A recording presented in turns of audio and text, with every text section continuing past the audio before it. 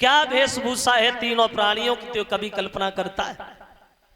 रानी को सब श्रृंगार छुटो, केवल एक साड़ी मोटी है, बेटा पे सिर्फ लंगोटी है और राजा पे केवल धोती है। चले हैं तीनों प्राणी जिस समय काशी में बिकने के लिए भक्तों। जिस रानी ने कभी घर से निकल करके देहरी नहीं देखी थी, आज काशी में बिकने को जा रहे, बार बार प्रणाम करते अपनी राजधानी को चले हैं विश्वामित्र जी के साथ काशी में बिकने के लिए भक्तों। धूप पड़ रही है, नंगे पैर दौड़ रहे हैं। विश्वामित्र फिर भी चिल्ला रहे हैं, बड़े ऐसे कब तक पहुंचोगे काशी में?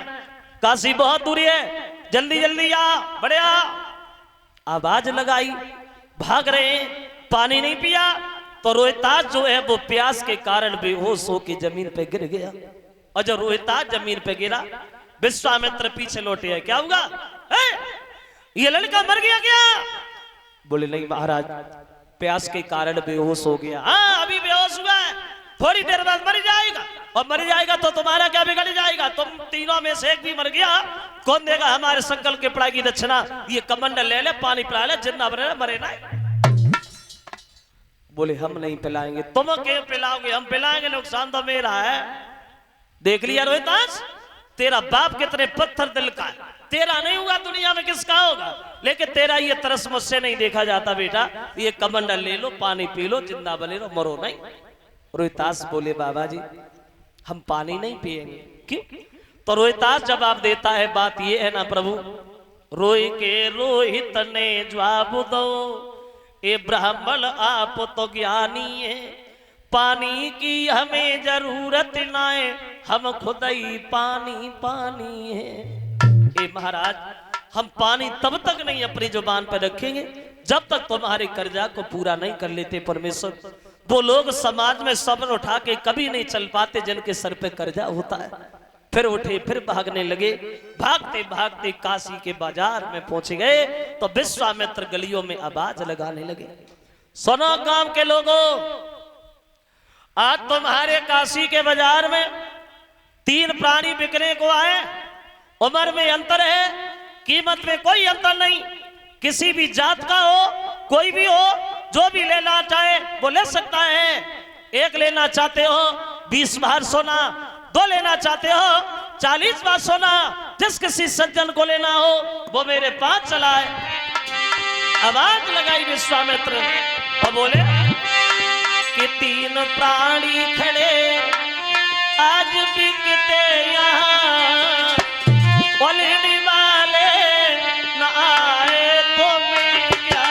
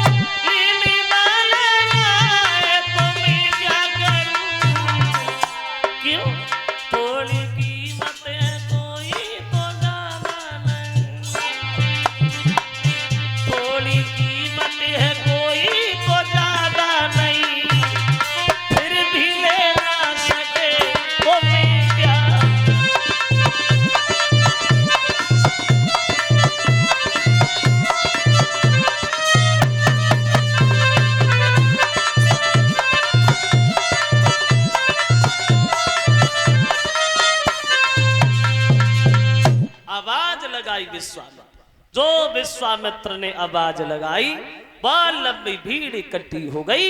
अब देखने वालों की संख्या तो ज्यादा है लेकिन खरीदने वाला कोई भी नहीं है। हरिशन सबके चेहरा की तरफ निहार रहे, कोई तो कुछ बोले, कोई तो कुछ बोले, लेकिन कोई नहीं बोल रहा।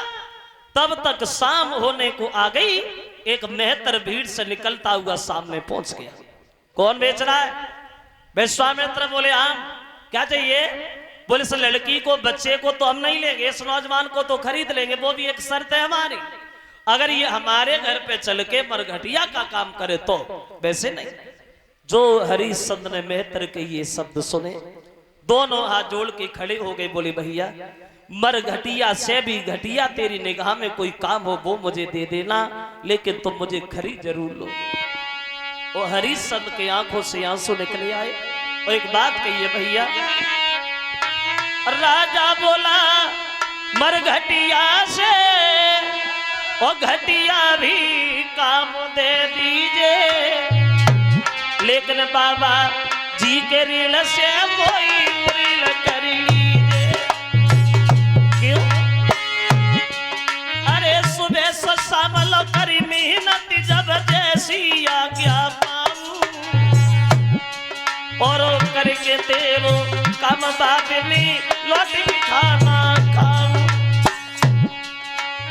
रोगत देखो जब राजा को भज के आई गई रानी, और आंसू को छिपती अपने के धीरज दे बतलानी।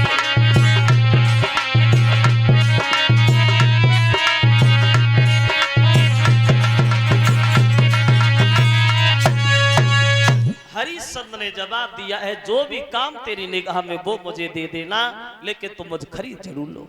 विश्वामित्र बोले भाई खरीद रहे, खरीद भी लेंगे बेच भी देंगे, काहे को